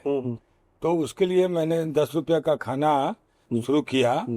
उसमें कंपनी का काफ़ी पैसा एक्स्ट्रा देना पड़ता है जी जी, लेकिन वो काफ़ी खुश रहते हैं कि घर में टिफिन लाने की ज़रूरत नहीं है, तो मैं वहाँ पर जाता हूँ और वो जो खाना जो उनको मिलता है मैं समझता हूँ कि आप भी वहाँ खाएंगे मैं खाया हूँ। और मैं भी खाता हूँ, लेकिन आपको पता ही नहीं चलेगा कि जो है ये खाना जो है तुम्हें कोई प्रॉब्लम है। हाँ, मैं वेजिटेरियन खाना मिलता है लेकिन खाना बहुत ही सही है। हमने वहाँ पर घंटे में 800 पीस रोटी का मशीन भी लगाया हुआ है और मैं कोई 400 लोग खाते हैं। वो वहाँ का कोई बाहर का ड्राइवर वगैरह भी आता है तो हमारे यहाँ खाना पसंद करता है, इसलिए कि उनका कहना है कि साहब नहीं, मेरा खाना यहाँ बहुत अच्छा मिलता है। तो मैंने ऐसा सुविधा दिया, वो बाहर के लोग भी आते हैं, राजस्थान से आते हैं, तमिलनाडु से आते हैं, तो वो लोग बराबर अच्छा वो राकेश मसाला जिसके यहाँ खाना ऐसे मिलता है, बहुत अच्छा मिलता है, ऐसे बात करते हैं वो लोग। तो ये एक जैसा आपने बोला ना, फिर वही बात कि जिंदगी बड़ी नहीं, बड़ी होनी चाहिए, लंबी नहीं। उसका एक बहुत बड़ा पॉइंट ये भी है कि आज मैं देखता हूँ ना कि कॉर्पोरेट कल्चर में कहीं भी जाता हूँ, मैं कहीं का नाम नहीं लूंगा बट आप समझ सकते होगे कि चकाचौंध के चीज़ों में हम भूल जाते हैं कि हमारे देश को चलाने वाले अभी भी लोअर मिडिल क्लास के लोग हैं, जिनकी आय बस इतनी है कि वो अपना घर चला सके। और उसमें घर में सबसे इंपॉर्टेंट होता है पेट। पूरे दिन अगर इंसान भूखे रहे तो ये दिमाग नहीं चलेगा। और सर ने 10 रुपए की थाली ला के, जहाँ जो कि एक सब्सिडाइज्ड रेट है, मैं भी उसका खाना खाया हूँ। मैं कानपुर गया था और मैं आपको इसलिए नहीं बोल रहा कि मैं यहाँ बैठा हूँ, मुझे उस दिन अगर ये बात नहीं पता तो कभी भी खाना वहीं का खाता हूँ। बिल्कुल, और मैं भी खाया, मैं बाहर का खाना नहीं खाता। और इतनी अच्छी खाना बनती है वहाँ पे और बहुत सुविधा है, इतना ढंग से बनाते हैं, इतने बड़े अच्छे से खाना बनाने वाले लोग हैं कि आपको मतलब जब जहाँ पर खाना बनता है, मैं तो ऑफिस में मंगा खा लेता हूँ, लेकिन जब जहाँ खाना खाया जाता है वहाँ पर अगर आप जाएंगे, वहाँ पर आप भी बैठेंगे तो आप बोले अरे यार कितना बढ़िया साफ सुथरा खाना यहाँ मिल रहा है और साथ में आपको आरओ का पानी मिल रहा है। इसके अलावा जो कुर्सी लगी हुई है, टेबल लगी है, बिल्कुल क्लीन रहेगा। बिल्कुल बिल्कुल, हाँ, बिल्कुल साफ सुथरा रहेगा, आपको जरा सा भी नहीं लगेगा कि यह कहीं गंदगी है। बिल्कुल। तो ये अपना अपना सोच है और उस पर ध्यान रखने की जरूरत है कि भाई आपका खाना, हम जब भी जाते हैं फैक्ट्री तो कोशिश करते हैं कि एक बार हम वहाँ का राउंड मारें, हम आते भी हैं। बहुत सही। और यही मैं इस पे एक इंसिडेंट ऐड करूंगा कि मैं लंच टाइम सर के साथ ही किया था लास्ट टाइम, सर के साथ और अजय सर के साथ। और वो खाना खाने के बाद लगा कि ये मेस का खाना 10 रुपए वाला, मतलब हल्दीराम जिस लेवल का जो पैकेजिंग देता है ना वो खाने का, जिस तरीके का गोभी आलू का सब्जी था, अच्छे से याद है, वो खाना 10 रुपए में मिल रहा है। हाँ, ऐसा तो मैं नहीं कर सकता, लेकिन मैं कह सकता हूँ सर, खाना तरीके से मैं कोशिश यही करता हूँ कि खाना अच्छे मिले, चाहे जो भी मिले अच्छा खाना मिले। मैंने वहाँ पर अपने स्टाफ के लिए 20 रूम भी बनाया हुआ है, जो 20 रूम बाहर के स्टाफ के लिए 20 रूम है, और हमारा जो भी कोई 300-400 वहाँ आदमी है, सारे लोग मतलब बहुत आराम से खाना खाते, कोई भी आदमी अपने घर का खाना नहीं। बट अब आता है वो सवाल जो शायद उस पेपर पे लिखा हुआ नहीं है मेरे मन में, वो मेरे खुद के अंदर का हाँ, बिल्कुल सही है, होना भी चाहिए। सवाल ये है, और इसलिए भी है कि हम दोनों बिहार से हैं। हाँ, और हमारी कहीं ना कहीं एक कहानी ऐसी जुड़ी है उस जगह से कि हमें हमेशा कुछ ना कुछ नेगेटिव चीज़ों का सामना करना पड़ता है। जब हम बिहार से बाहर निकले थे पढ़ाई करने के लिए, हमको भी नेगेटिव सामना करना पड़ा था। मेरे अंदर बस एक चीज़ था सर कि हमको इसको बदलना है, इस धारणा को बदलना है, चाहे वो काम करके बदलना हो या फिर कुछ भी हो। तो हमने कोशिश की। पहला सवाल, जब आप बिहार से बाहर निकले थे, क्या आपको भी इस धारणा का सामना करना पड़ा था जहाँ बिहारी होने की वजह से आपको कोई दिक्कत हुआ? ऐसा कोई दिक्कत मुझे नहीं समझ में आया, क्योंकि मुझे पटना से निकलने के बाद कुछ ऐसे लोग मिले जो बहुत हेल्पफुल थे जी, बहुत मदद किया। आज भी उनका हमको याद है नाम। उन्होंने हमको हर तरीके से मदद किया, चाहे सेल टैक्स में नंबर लेने में सिग्नेचर करने की ज़रूरत हो, वो ऐसा कोई दिक्कत नहीं आया। हाँ, ऐसा हम देखते थे कि कुछ लोग मतलब बिहारी को थोड़े छोटे सोच के हिसाब से देखते थे, लेकिन मैं समझता हूँ उनका सोच भी गलत था, क्योंकि इंसान एक इंसान है। ऐसा नहीं सोचना चाहिए कि ये छोटा है या बिहारी है या कोई भी हो। मेरे हिसाब से ऐसा नहीं होना चाहिए, मेरा अपना सोच ऐसा है। सिंपल सी बात है कि बिहारी होने के पहले मैं एक भारतीय है। हाँ, और भारतीय होने के हिसाब से देखा जाए तो ये देश हम सबका है, चाहे वो बिहार में रहने वाला इंसान दिल्ली आए, कोई भी हो, या दिल्ली में रहने वाला इंसान, या फिर कहीं भी रहने वाला इंसान कहीं भी जाए। तो मेरा तो यही मानना है कि भाई एक दूसरे के साथ, चाहे इतने लोग आपके मतलब हैं यहाँ पर या इतने लोग हैं, हमारा मतलब कि एक मदद का भावना देखना चाहिए इंसान को। जैसे सपोज कीजिए मैं बाबा धाम जाता हूँ, बिहार में एक जगह है सुल्तानगंज जी, वहाँ से मैं जल उठाता हूँ और 105 किलोमीटर पैदल चलता हूँ। 4 दिन चलने के बाद 5वां दिन मैं जल चढ़ाता हूँ। ये आप समझ लीजिए कि मुझे 47 ईयर्स हो गया, मेरा उम्र 66 साल है। आप सोच सकते हैं 47 ईयर्स हो गया, 48 में भी जाने के लिए तैयार है। तो वहाँ पर जो है तो एक चीज़ मैं आपको देखा कि वहाँ तो खैर मदद लोगों को, इंसान को मदद जो है इंसान का वहाँ पर लोग बहुत करते हैं। इसी तरह मेरा सोचना ये है कि आप हर सोच को ये दिमाग में रखो कि भाई हमको कोई प्रॉब्लम अगर आता है उसको कैसे हम निपटा लें, ये मेरा सोच होना चाहिए। क्योंकि आपका प्रॉब्लम हम दूर करें तो आप भी हमको थैंक यू बोलेंगे, धन्यवाद ही बोलेंगे। और वो हो सकता है कि उसको जो है सो अकल कम होने के कारण उसको बोलने चालने में कुछ प्रॉब्लम आ रही है, तो उस चीज़ को आप सही कर सकते हैं। अगर आप पढ़े लिखे हैं तो आप उसको सही कर सकते हैं कि भैया ऐसा नहीं, ऐसा बोलो, ऐसे बोलने में आपको प्रॉब्लम आएगी, तो उसको आप सही कर सकते हैं, उसको समझा सकते हैं। एक बार वो समझ जाएगा तो आपको समझ में आ जाएगा। जैसे मान लो कि मैं कम पढ़ा लिखा हूँ, इंग्लिश में कोई बोर्ड लगा हुआ है और बोर्ड पे मैं पढ़ नहीं पा रहा हूँ, तो मैं वहाँ बगल वाले को बोलता हूँ भैया इसमें क्या लिखा हुआ है जरा बताओ, तो वो बोलेगा ये फलाना चीज लिखा हुआ है। तो कल होकर के मैं जाऊँगा तो मेरे दिमाग में घुस गया। अब तो मेरे दिमाग में घुस गया ना कि भाई ये क्या लिखा हुआ था। अच्छा, और अब उसका जहाँ भी बोर्ड देखूंगा तो पढ़ लूंगा, ये बटन लिखा हुआ है, तो ये समझ में आ गया। सही बात। ये तो एक चीज जानकारी हो गई ना। तो ये अपना सोच भी होना चाहिए। अब ऐसा ना सोचे कि अरे बाप रे ये इंग्लिश से पढ़े हुआ है, हम तो अनपढ़ है, था हम इसको ऐसे बोले कि हम इसको पढ़ के बताओ। नहीं, हमको तो जानकारी इसको आगे बढ़ा देना है ना, जानकारी हो जाना चाहिए इंसान। एक सवाल सर, हम जो अभी चूंकि बिहार से रिलेटेड सवाल होंगे, अब पहला फैक्ट्री आपने जब पटना में खोला था, ठीक है, उसके बाद आप बता रहे थे कि अभी टोटल 4 फैक्ट्रीज है। पटना में नहीं, पहले मैंने फैक्ट्री जो खुला था वो मुजफ्फरपुर में, छोटी सी अपना एक तरह से गोदाम किराए पर लेकर मैंने काम शुरू किया था। मुजफ्फरपुर से जब आगे बढ़े तो पटना आ गए। पटना में मैं जो है सो छोटा सा मुश्किल से किराए के मकान में लेकर के मैं बहुत मुश्किल से काम शुरू किया पटना में। और पटना में जब हम आए तो पटना में सारा सामान तो पटना ही से जाता था, तो आसानी हो गया। सर मैं बीच में रुकूंगा आपको, मेरा बस एक सिंपल सवाल है इसमें। तब के बिहार में जब आपने बिजनेस की शुरुआत की थी और अब के बिहार में आप क्या डिफरेंस देखते हो बिजनेस के हिसाब से? बहुत फर्क है जी। आज तो मतलब बिहार भी काफी आगे बढ़ रहा है। मैंने बिहार में भी देखा कि इस बार मैंने जो जगह ली वो जगह मुझे समझ लो कि 1 या 2 दिन में अलॉट हो गया, जबकि पहले बिहार में बहुत मुश्किल होता था जमीन अलॉट होना। ऐसा भी हमने बिहार में जो जगह लिया था 8-8 महीना मुझे लगा था।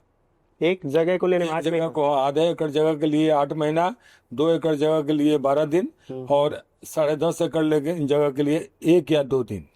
एक आपके लिए बहुत बड़ा एक आंसर है। ये मतलब बिल्कुल सही है। और आज में आप जाओ बिहार में काफी कुछ आपको नजर आएगा, जैसे इथेनॉल की कितनी फैक्ट्री लगी है, हाजीपुर में कितनी फैक्ट्री लगी है। और आज मतलब ये समझ लो कि लोग जो है ना बहुत मतलब लोगों का सोच बदल रहा है बिहार के प्रति। और बिहार में जो है तो काफी मतलब जगह हम देख रहे हैं कि काफी लोग बिहार में काम जो है तो कर रहे हैं और अच्छे तरीके से कर रहे हैं। और अधिकतर लोग यहाँ काम करके खुश हैं, क्योंकि बाहर से भी लोग आकर के बिहार में अच्छा काम कर रहे हैं। हम इसको सर इस तरीके से समझते हैं कि हमारे टोटल राकेश मसाले के कितने फैक्ट्रीज हैं टोटल पूरे इंडिया में? मतलब अभी आज के डेट में तो कोई समझ लीजिए फैक्ट्री तो 10 है। हाँ, टोटल उसमें बिहार में कितना? हाँ, उसमें कोलेस्ट्रॉल बिहार में 4 है।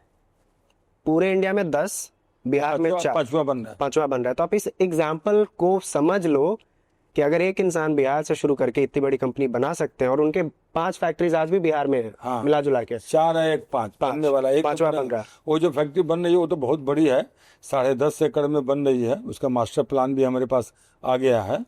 तो एक बहुत बड़ा आंसर है सर की तरफ से, जो मैं आपको भी कहना चाहूंगा कि एक धारणा है लोगों के अंदर जनरली बिहार को लेके कि बदलाव बहुत नहीं हो रहा। अब एज इंडस्ट्रियलिस्ट जो सर इतनी बड़ी कंपनी को चला रहे हैं, इतनी बड़ी इंडस्ट्री को चला रहे हैं, और एज इंडस्ट्री सर आप अगर 5 फैक्ट्रीज, जो 5वां आने वाला है, 4 को जोड़ दो तो बिहार में खोल रहे हैं, इसका मतलब कि सर संभावनाएं हैं। एक बहुत सिंपल सी बात है कि जब हम थोड़ा बिहार को लेकर बहुत पढ़ना शुरू किए थे चीज़ों को, तो समझ में आया कि पुराने समय में बिहार उस सोने की चिड़िया जिसको भारत कहते थे, उस समय Bihar was one of the biggest contributor हर मामले में। समय बदला, बिहार से अलग अलग राज्यों को अलग किया गया, झारखंड अलग हुआ, उड़ीसा अलग हुआ, बंगाल प्रेसिडेंसी टूट के अलग से एक पूरा बना, फिर हर एक चीज़ को यहाँ से उठा के ले जाया गया, चाहे वो मिनरल्स हो, चाहे जो भी चीज़ें हो। फिर बाद में बिहार से सब कुछ निकाल के बिहार को एक ऐसा राज्य बना दिया गया जहाँ कुछ नहीं रहा। तो मुझे लगता है आज के डेट में अगर बदलाव चाहिए तो आपके जैसी सोच होनी चाहिए कि हम कुछ भी करें। जनरली लोग क्या करते हैं, काम करते हैं, बिहार से निकल जाते हैं और बिहार को कुछ देते नहीं है। आपकी सोच जैसे है सर कि आप काम करने के साथ आप बिहार में ही फैक्ट्रीज लगा रहे हैं। तो मुझे मेरा मानना ये है कि बिहार में लोगों के पास पैसा है, और बिहार में भी आप जाकर देखिए, ये पटना वगैरह में अच्छे अच्छे होटल वगैरह में मतलब हमेशा भीड़ ही मिलेगी आपको। तो ऐसा नहीं है, पैसा है। और बिहार में बिजनेस करना जितना आसान है उतना मैं समझता हूँ कि दिल्ली में तो नहीं है। उसका कारण सर? इसका कारण ये है कि बिहार में अगर आप कोई काम कर रहे हैं तो आपको मुनाफे का जो सिस्टम है, यहाँ कंपटीशन जितना है वहाँ कंपटीशन उतना नहीं है। कंपटीशन तो सब जगह है लेकिन उतना नहीं है वहाँ पर। लोग और पैसे का कमी बिहार में मैं समझता हूँ कि नहीं है। मतलब आप यही कहना चाहते हैं क्योंकि एक नया मार्केट है, नया मार्केट में अभी कंपटीशन कम है, अपॉर्चुनिटी ज़्यादा है। सीधी भाषा में मेरा बस एक सवाल है कि आप युवाओं को स्पेशली, क्योंकि हम एक बहुत नकारात्मक सोच देखते हैं बिहार के प्रति। अभी बहुत एक वीडियो वायरल भी चल रहा है कि कोई एक टीचर है, आई है कोलकाता से या पता नहीं बंगाल में कहीं से आई है, पूरा वो बिहार को गाली दे रही है। हम भी उसी बिहार में पले बड़े, हम मानते हैं सिविक सेंस का लोगों के अंदर, बेसिक चीज़ों का लोगों के अंदर प्रॉब्लम है। बट आप एक ही चीज़ को घिस घिस के नहीं बता सकते कि हाँ यही प्रॉब्लम है। अच्छी भी चीज़ें तो हो रही हैं। उस हिसाब से देखा जाए सर, तो आप युवाओं को क्या संदेश देना चाहेंगे कि भाई कुछ करो जिससे बिहार का बदलाव हो? देखिए, गाली के बारे में जो कोई आदमी ऐसा बोलता है तो ये तो सही नहीं है। आपको उसको समझा लेना चाहिए कि कहाँ से इसमें यहाँ कमी है, उसको दूर करना चाहिए। लेकिन गाली वगैरह तो सही नहीं है। बाकी तो मेरा सोच यही है कि बिहार के अंदर जो लोग हैं, काफ़ी लोग बाहर में निकले हैं, लेकिन आज के डेट में मतलब मेरा सोच है कि बिहार के लोगों को अपने बारे में भी सोचना चाहिए। ऐसा दिमाग में नहीं रखना चाहिए कि हम बाहर जा कहीं काम कर सकते हैं, कि बिहार में जो है सो काम करने का कमी नहीं है, बहुत काम है बिहार में, बहुत।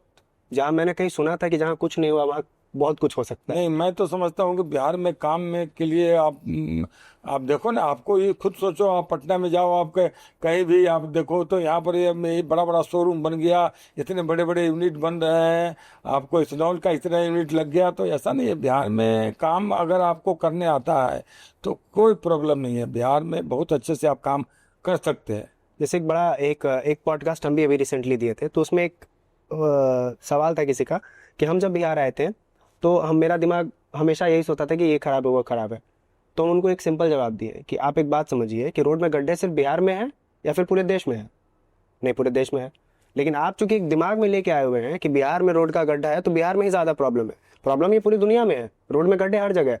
चूंकि इतना नेगेटिव इमेज हमारा बना हुआ है। मैं भी जब कानपुर गया था तो मैंने अपने मन में सोचा था कि अरे भाई, ये कानपुर में जो है ना बड़ा रोड खराब है, यहाँ बेटा बेटी की शादी करना ठीक नहीं है, ये सोचा था। आज हमारे लिए देखिए कि कानपुर में सब कुछ है मेरा, मतलब मैंने बहुत बड़ा बड़ा यूनिट लगाया है।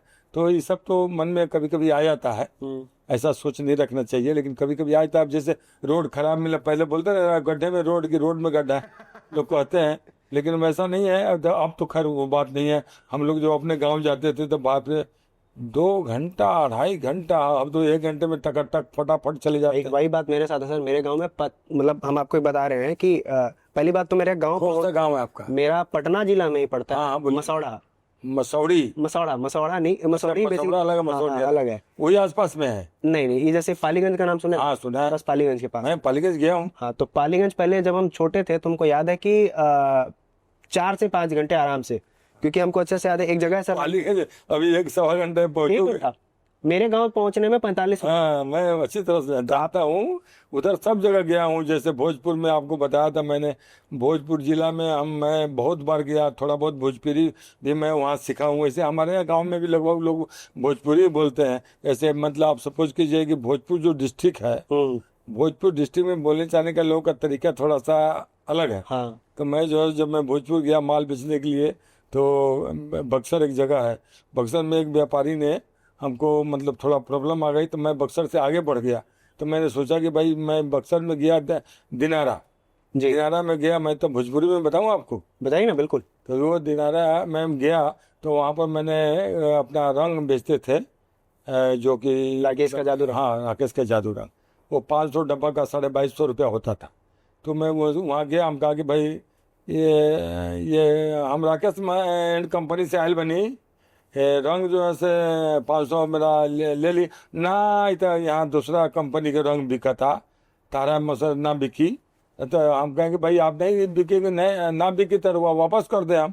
तो एक आदमी मिला वहाँ पे, बोले अरे भाई तो ये रुआ उधार देते बड़न और ना बिके तो वापस ले लिए ना, स्कीम देते बड़न, तो आप क्या चाहता रहा? स्कीम में क्या था? 500 स्कीम मतलब 500 डिब्बा पर एक सामान 500 रुपये, 50 रुपये का, 100-200 रुपये का हाँ, तो सामान। तो वो बोले कि स्कीम देते बड़ा ना वापस करिए दिए, तो आप क्या चाहता रहा? 500 का ऑर्डर दे दा, अच्छा ठीक बा 500 लिख ली। तो हम ठीक है, तो 500 लिख के उनको पहुंचा के जब होली के बाद पैसा लेने गए तो हम कहे कि वो रंग बिकाइल तक गर्दा हो गई। तो रहुआ जब दाम के, तो अब का कहता नहीं रहुआ बोली पैसा हमर, अरे पैसा तो रहुआ बांध के रख ले बानी 15 दिन से, रहुए ना आए नहीं है। अच्छा तो ठीक बता दी पैसा तो ली, तो अब ऑर्डर दे मतलब 500 और लिख ली। तो हमको अब तो स्कीम खत्म हो गए, छोड़ी स्कीम के का करे के बाद। तो ये लोग मार्केट काफी, डिमांड हाँ लोग काफी जगह है, लेडीज भी लोग काफी जगह है। लोग पहले जो है ना, इस सामान की जगह इस सामान दे देना, लोगों का ये कंपनी का मांगेगा उस कंपनी के दे देना, वो बात में काफी फर्क आई। बिहार के इंफ्रास्ट्रक्चर के बारे में आप कुछ बता रहे थे। देखिए बिहार का जो आज का पोजीशन है वो बहुत ही अच्छा है, और वहाँ के लोगों को थोड़ा सा अपने वर्क पे ध्यान देने की ज़रूरत है।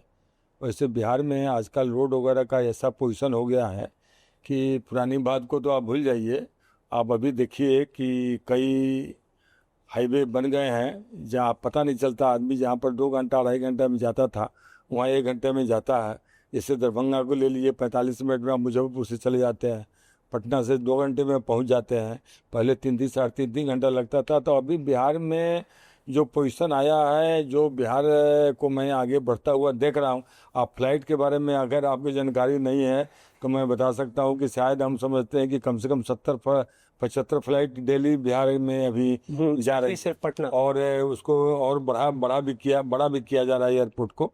तो देखिए आजकल लोग फ्लाइट पे चढ़ना ज़्यादा पसंद भी करते हैं, ट्रेन में तो भीड़ होती ही है बिहार में, लेकिन मेरे हिसाब से बिहार बहुत मतलब आगे बढ़ रहा है और हर तरह की फैसिलिटी बिहार में बढ़ रही है, हमको ऐसा लग रहा है। टूरिस्ट के बारे में भी देखिए मैं आपको बता सकता हूँ कि जैसे अभी आप राजगीर साइड में आप जाइए तो मतलब आपको मन करेगा कि 2-3 दिन यहाँ रहे, ऐसा मतलब बिहार। और वहाँ जाना है तो आप हाईवे बन गया, आपको जो मतलब कि राजगीर जाने में भी पटना से 1 घंटा, हाँ, 1.5-2 घंटा लगता है। 1.5 घंटा, पहले लमसम 4 घंटे लगते थे। ओ तो अभी 1.5 घंटा करीब, आप नहीं 1.5 घंटा, तो वहाँ से 1.5 घंटा से 1.5 घंटा वही लगता है। 1.5 घंटा में बिहार में मतलब वहाँ पहुँच जाएगा। इतना बढ़िया हो गया है कि आपका दिल खुश हो जाएगा देख करके। तो फिर मतलब कि लोगों को मन में हुआ है कि भाई हम भी थोड़ा राजगीर घूमने जाएं।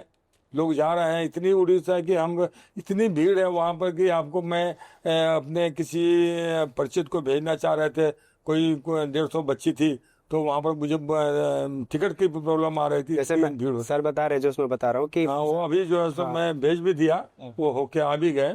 150 बच्ची को मैंने भेजा। वो बच्ची ऐसी है कि कभी पटना से दानापुर के आगे कहीं गई नहीं, तो मैंने उसको भेजा, वो लोग बहुत खुश हुए। इस पे बहुत एक अच्छा सा बात बताना चाहूंगा। जैसे सर ना राजगीर में 2 चीजें बनी है, नेचर सफारी और जू हाँ। सफारी। टिकट्स नहीं मिलते हैं और मैं उसके लिए चूंकि शूट किया हूँ, तो सर मैं ये भी बताऊंगा कि वहाँ हालत ये है कि न्यू ईयर के दिन तो 2-2 बजे रात से लोग लाइन में लगे हुए थे कि टिकट मिल जाए। ग्लास ब्रिज को देखने के लिए देश विदेश से लोग आते हैं। मेरे कई सारे दोस्त जो कौन सा ब्रिज? ग्लास शीशे का ब्रिज, अच्छा हाँ, शीशा का ब्रिज जो बना है, ये बच्चा लोग तो हम क्या बतावे आपको, मतलब सब हमको घेर लिया। जब उसको भेजने के लिए गए थे तो पहले मैं मुझे भेजना जब था बच्चे को, तो मैं वहाँ गया, मिला, और सबसे बड़ी बात 150 लोगों से मिला, 150 बच्ची को एक जगह खड़ा करके मिला। बहुत वो लोगों ने गाना वाना सुनाया। मतलब आप कभी दानापुर में, आपको पटना में है तो मैं आपको वहाँ भेजूंगा जरूर। और मैं आपको भेजूंगा नहीं, जब मैं किसी के पीछे पड़ जाता तो आपको जाना ही पड़ेगा। जी जी, ये भी आप मत समझिएगा कि हमने बोल दिया तो कहने की नहीं। बात ही नहीं है। अब मतलब मैं पीछे पड़ूंगा आपको, और उसको आप वहां पर आप जाएंगे, आप सोचेंगे कि साहब वाकई में उसके लिए आप रील बनाना या ये सब बनाने के बारे में सोच सकते हैं। इतना बढ़िया, उनको राष्ट्रपति पुरस्कार मिला हुआ है। मतलब 150 बच्ची को सब कुछ है, खाना पीना नाश्ता वगैरह वगैरह वगैरह, कपड़ा सब कुछ फ्री। अच्छा, आप उनकी बात कर रहे हैं जो सुधा वर्गीस। सुधा वर्गीस, हाँ जी, उनके बारे में अब भी जानता हूँ। हाँ, तो कभी आप जाइए वहां पर, मैं देखा वो लेडी तो अपना लाइफ ही उसमें दे दिया। अब सर ना एक सेक्शन की तरफ हम बढ़ रहे हैं जो आपके चहीते ऑफिस के लोगों ने लिख के दिया है। हाँ। तो अब चूंकि ये पेपर देख लो, ये कोई स्क्रिप्ट का पार्ट नहीं है, ये पेपर बाकायदा किसी के डायरी से आई है और आपसे बहुत लोग प्यार करते हैं, आपका सम्मान करते हैं। तो एक रैपिड फायर, एक जैसे अब कॉफी का चलन है तो एक शो चलता है, एक पेपर भी है और एक मोबाइल पे भी है। हाँ एक पेपर पे भी और एक मोबाइल पे भी है, चूंकि आपके ही लोगों ने भेजा है। सिंपल सवाल है, उसके सिंपल आंसर्स एक एक लाइन में आपको देने हैं। शुरू करें? तो सर आप बताइए कि सूट पहनना पसंद है या सफारी सूट? नहीं, मैं तो शुरू से सुपारी सूट ही पहनता हूँ, बढ़िया। कभी कभी सूट पर। पहाड़ या समंदर? पहाड़। चाय या कॉफी? चाय। बाइक या कार? कार ही है। North India south India? North India. News या कविता? न्यूज। मीठा या खट्टा? अब तो शुगर का बात हो गया तो मीठा खट्टा का तो चल ही रहा है। पसंद ना मीठा ना खट्टा, हाँ। मसेदार। अच्छा। हाँ, कविता का मुझे बहुत शौक है। हाँ। मैं जो है ना इतना कविता मतलब डेली कुछ कुछ पता, जिसमें कविता सुनते सुनना मेरे लिए बहुत ये है ना कि बाबा क्या बात है। चाहे आपका ये बड़े कवि हैं कुमार विश्वास, उनका सब सुनता हूँ। जिम या योगा? योगा। आईफोन या एंड्रॉइड? आईफोन। सर बोले भी थे ये बात। तो सुबह जल्दी उठना या रात को लेट तक सोना, लेट तक जगना? सुबह तो थोड़ा लेट हो जाता है उठने के लिए, लेकिन रात में 11 साढ़े 11 बजे मैं सोता हूँ और उससे पहले सब काम हमारा चलते रहता है उसमें। बिहार का सबसे फेवरेट खाना? देखिए, लिट्टी चोखा तो है, के अलावा? और सत्तू भी जो है सो लोग मतलब वहाँ घोर घोर के प्याज वगैरह डाल के पीते हैं, वो भी बहुत पसंद आता है। और इसके अलावा वहाँ घुगनी चिवड़ा जो है सो वो भी है, और दही चिवड़ा तो चिकन खाते हैं? हमारा फेवरेट है। नहीं, तब दही चिवड़ा तो हमारा फेवरेट है। अच्छा, आपका फेवरेट मसाला कौन सा है आपके कंपनी से? मसाला? हाँ। गरम मसाला। कारण? कारण ये है कि इसका जो कम्युनिकेशन है मिलाने का, वो हमारा बहुत अच्छा है। गरम मसाला का मतलब जो चीज़ होता है वो ये मिलाते हैं। हाँ, धनिया नहीं मिलाते हम, वैसे मतलब जो गरम मसाले का आइटम है ना। अगर बिजनेसमैन नहीं होते तो क्या होते? ये मैं आपको कैसे बता नहीं। ये तो आंसर है कि हमको बिजनेस ही मैन बनना था, सीधा। नहीं, हाँ बिजनेस मतलब आप समझ लो कि बिजनेस से ही था, शुरू से तो यही था। जिंदगी का सबसे बड़ा प्रेरणा कौन है? ये प्रेरणा तो मैं समझता हूँ कि मेरी मिसेस है। पहला वेतन सबसे बढ़िया था या पहला बिजनेस का प्रॉफिट? वेतन तो कुछ था ही नहीं, तो बिजनेस का प्रॉफिट हुआ। ये जो कॉर्पोरेट एम्प्लॉयज है ना, वो उनका वही वाला रोना इधर भी है, सही है। झिटका जितना सैलरी वाली बात। बिजनेस मीटिंग या फैमिली मीटिंग, फैमिली डिनर? ये मीटिंग। Family dinner. लेकिन जरूरी ज्यादा कौन है? नहीं, फैमिली ज़्यादा अच्छा। किताबें या फिल्में? किताब का तो कोई खास है नहीं। फिल्म मैं देख लेता हूँ मिसेस के साथ, वाइफ के साथ। मसाला ब्रांड में इंडिया में सबसे बड़ा बनना है या पूरे विश्व में? ये मैं नहीं खा सकता ना, ये तो हमको हमारा काम करने का काम है। अब कहाँ भगवान ले जाएंगे वो देखे। कहाँ तक पहुंचना वो देखा जाएगा, बस काम करते हुए। ठीक है। कोई ऐसा डर जो आज भी लगता हो?